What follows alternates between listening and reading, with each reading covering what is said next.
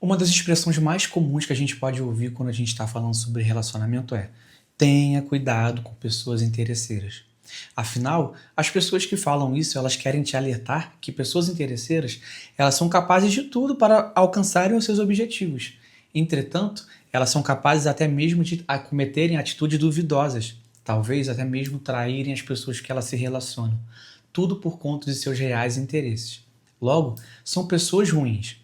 Entretanto, o interesse ele não é de tudo ruim. Por exemplo, o lanche que você adora comer. Nem sempre você está comendo porque você está com fome. Você só come por interesse. A roupa que você gosta de vestir, as músicas que você gosta de ouvir. E até mesmo esse vídeo que você está assistindo, eu espero que você assista até o final, você só clicou por conta de quê? Porque você teve o mínimo de interesse possível para entender o que esse vídeo está falando. E é assim também para relacionamentos. As pessoas, mesmo que você não queira admitir, elas só se relacionam por um interesse, mesmo que seja o mínimo possível. O que faz a gente levantar uma questão e um possível paradoxo. Eu não quero atrair para a minha vida pessoas interesseiras. Porém, se a pessoa não tiver um mínimo de interesse por mim, nem mesmo pessoas ruins e nem mesmo pessoas boas eu vou atrair, porque tudo é baseado em interesse. Bom, isso é um pouco confuso, porém, isso pode trazer uma série de consequências ou até mesmo coisas boas que a gente vai falar nesse vídeo. Então, se esse tema te deixou curioso, eu te peço que você pegue agora algo que você gosta de beber ou comer, fica confortável e vamos conversar. E é claro, seja muito bem-vindo a esse podcast, ao qual nós vamos passar aqui alguns minutos conversando, questionando e vamos ver para onde essa conversa vai. O tema desse vídeo, justamente, ele se iniciou, tive essa ideia, pensando que durante muito tempo da minha vida eu me senti muito sozinho. Talvez você também se sinta assim. E eu tentei arrumar maneiras de tentar amenizar esse sentimento, de entender o porquê, qual o motivo de eu me sentir sozinho. E para te dar um pouco de contexto, eu trabalho com música. Então eu sempre estou vendo pessoas, hoje em dia menos, mas sempre estou indo tocar em lugares que eu estou lidando sempre com pessoas. A faculdade que eu fiz, né, eu fiz licenciatura em música e pós-graduação em educação musical, também estava sempre lidando com pessoas, com turmas. Então, por mais que eu estivesse rodeado de pessoas, ainda assim eu estava me sentindo sozinho. Eu queria entender o porquê. E hoje em dia eu entendo que não é que eu estava sozinho de pessoas, eu estava sozinho de pessoas com que eu queria genuinamente me relacionar, ou seja, de pessoas que não estavam me conectando verdadeiramente. Inclusive, eu até fiz um vídeo sobre isso, eu vou deixar aqui em cima no card para você conferir caso queira. Mas qual é o problema disso? Quando a gente começa a se sentir sozinho, involuntariamente, a nossa mente vai criar mecanismo de amenizar o nosso sofrimento. Então, uma das principais causas, né, por isso que tem muitos vídeos que as pessoas relatam sobre isso, é quais são as consequências da carência, da dependência emocional, que a gente acaba naquele desespero ali de atrair a atenção das pessoas, a gente acaba muitas vezes mudando o que nós somos, nos colocando em situações super desconfortáveis, justamente na esperança de ter um mínimo de atenção das pessoas o possível. E isso é muito tóxico. Porém, isso já é um lado extremo. Mas pare agora e analise a sua vida. Será que mesmo na sua vida, você ainda assim, mesmo que seja pouco, você não faz ali algumas coisas para tentar se conectar com pessoas? Eu acredito que sim, porque isso é muito normal. A gente faz isso de uma forma involuntária.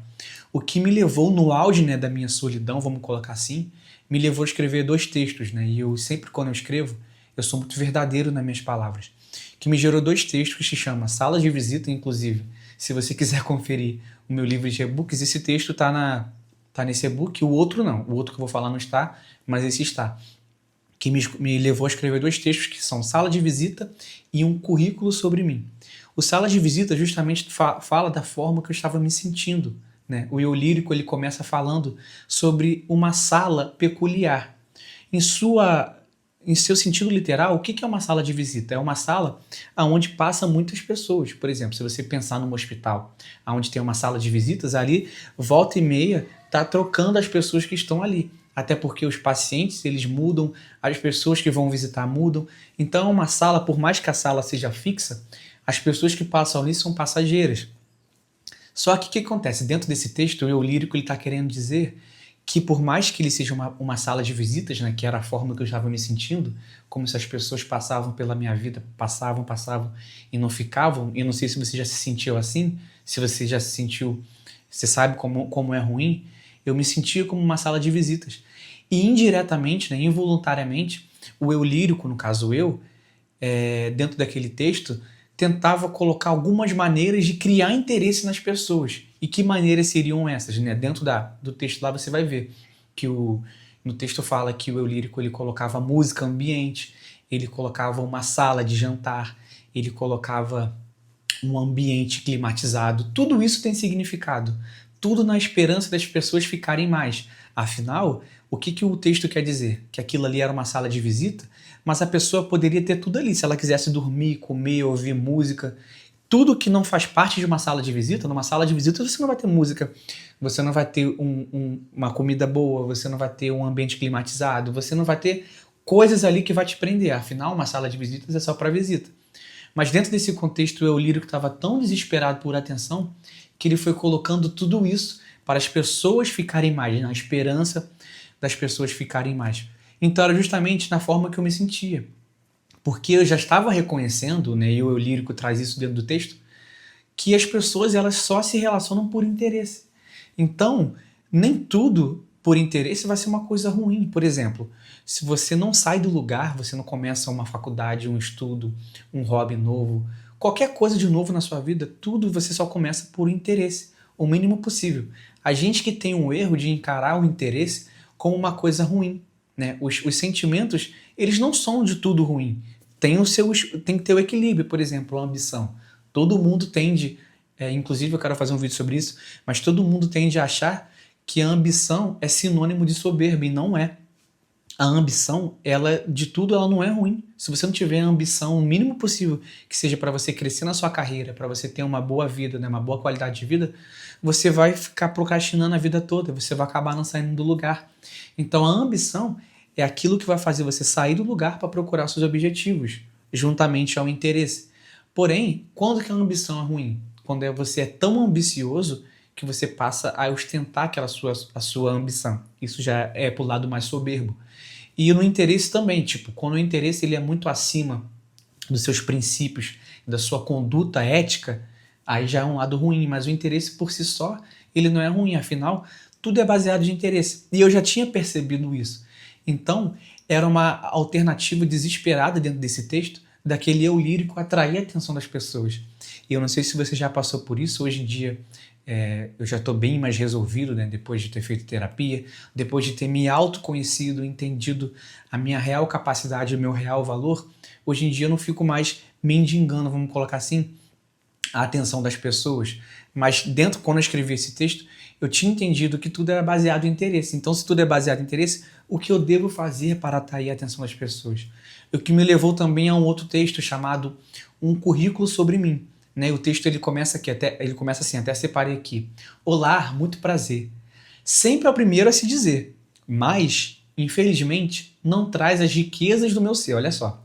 O diamante é só uma pedra, mas por interesse ele se torna precioso.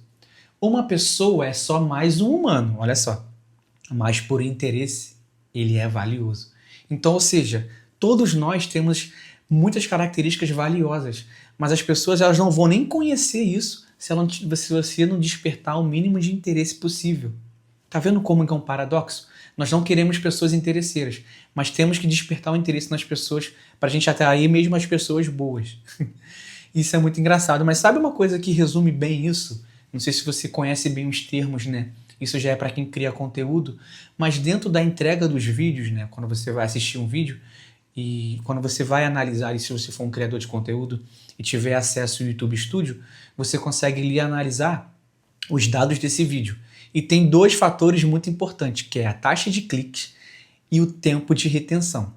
Então, o que é o tempo de retenção? O tempo de retenção é o tanto tempo que as pessoas vão estar assistindo o teu vídeo. Né? Quanto tempo, se o teu vídeo tem 10 minutos e a pessoa assistiu 5, você teve 50% de retenção. Então, é o tanto de tempo que as pessoas vão estar assistindo o seu conteúdo. Só que o seu conteúdo pode ser maravilhoso. Você pode estar ensinando ali uma fórmula mágica revolucionária de como fazer uma coisa muito surpreendente. Só que as pessoas nunca vão assistir se elas não clicarem para assistir. E justamente essa taxa de cliques, meu Deus, essa taxa de cliques é o que vai fazer as pessoas clicarem. Só que as pessoas elas só vão clicar no seu vídeo se o vídeo for interessante. Note que se você não tiver uma boa capa, se você não tiver um bom título, o vídeo pode ser maravilhoso. Elas nunca vão clicar. E é justamente isso que eu estou tentando aprender. Como atrair a atenção do meu público correto. E é por isso que você vê pessoas desesperadas colocando diversos clickbaits aí, capas extremamente enganosas no sentido de não serem o que está no vídeo, justamente para atrair a tua atenção. Porque você só vai assistir o vídeo se você clicar. Então, entre aspas, vamos colocar assim, o conteúdo ele pode ser maravilhoso. Mas se você não tiver uma boa taxa de cliques, se as pessoas não clicarem, elas não vão conhecer o teu vídeo. E assim também a forma que esse texto está dizendo. Tipo, você pode ser uma pessoa maravilhosa. Você pode ter diversos traços, diversas qualidades. Não sei se você já se sentiu assim, mas sabe quando você vê, você entende o seu real valor, você vê, cara, eu sou uma pessoa tão boa, por que as pessoas não se aproximam? E muitas vezes aí é onde mora o perigo, né? Quando a gente tenta desesperadamente tentar atrair a atenção das pessoas. Mas as pessoas elas não vão conhecer até mesmo seus traços mais profundos se elas não tiverem o mínimo de interesse possível. O que faz a gente entrar num paradoxo absurdo. Eu não quero me vestir, eu não quero falar as coisas que eu não acredito para poder chamar a atenção. Entretanto, se eu não fizer o que as pessoas querem ouvir ou querem ver, eu nunca vou chamar a atenção. Tá vendo como é um paradoxo? Por exemplo, eu estou aqui falando para as pessoas o que eu acredito, a forma que eu sou. Entretanto, ninguém vai me assistir se eu não estiver falando de um tema que as pessoas querem ouvir. Só que para as pessoas ouvirem que eu estou falando genuinamente, eu preciso atrair público. E para eu atrair público, eu preciso falar que as pessoas estão ouvindo. Note que é um paradoxo entre você ser o que você é para ser e entre você falar o que as pessoas querem ouvir para você atrair público. Só que o que você é, as pessoas nunca vão conhecer se você não atrair interesse. Isso é um paradoxo. Então isso faz a gente pensar, quando na nossa vida nós não mudamos quem nós somos desesperadamente para atrair interesses? Então fica aí um questionamento para você fazer uma autoanálise. Na minha vida, eu tenho mudado quem eu sou, eu tenho me vestido, ouvido músicas, assistido séries, até mesmo frequentando lugares que eu não acredito só para atrair interesse. Se você está fazendo isso, com certeza você está colocando o desespero por conexão acima dos seus valores. E por contrapartida, você também precisa despertar um interesse. Você precisa sim se interessar pelas coisas, se interessar por ter uma vida boa, se interessar por ter uma companhia boa, entender quem você quer ter perto de você, isso sim é interesse, para justamente equilibrar uma vida genuína, mas também não ficar parado e não conseguir avançar e conhecer pessoas que você se interessa verdadeiramente, estar em lugares que você verdadeiramente se interessa. Bom, eu não sei se esse vídeo ficou confuso, ele é um paradoxo, isso reflete muito a maneira que eu penso, mas o que eu quis dizer para você é que o interesse nem de tudo é ruim, mas nós precisamos ter interesse para poder fazer as coisas, porém, o ponto ruim é quando você ultrapassa os seus limites por conta de interesse. Então, se a gente pudesse chegar num ponto-chave desse vídeo e desse tema busca o equilíbrio entre ser interessante o bastante para atrair a atenção, mas entre também você não mudar e não negociar os seus valores e seus princípios por conta de interesse. Bom, eu não sei quanto tempo esse podcast ficou, mas eu fui bem sincero aqui. Eu acho que foi uma conversa boa. Então, se você ficou até o final, eu quero que você escreva nos comentários interesse para eu saber que você ficou até o final. Bom, esse foi um ótimo vídeo, eu acredito que sim. Foi muito bom ter você aqui. E é claro, se você quiser ajudar o canal, além de curtir e comentar, você pode conhecer meu livro de poemas, que eu vou deixar o link aqui na descrição. Foi um prazer ter você aqui comigo. E é isso, até o próximo vídeo.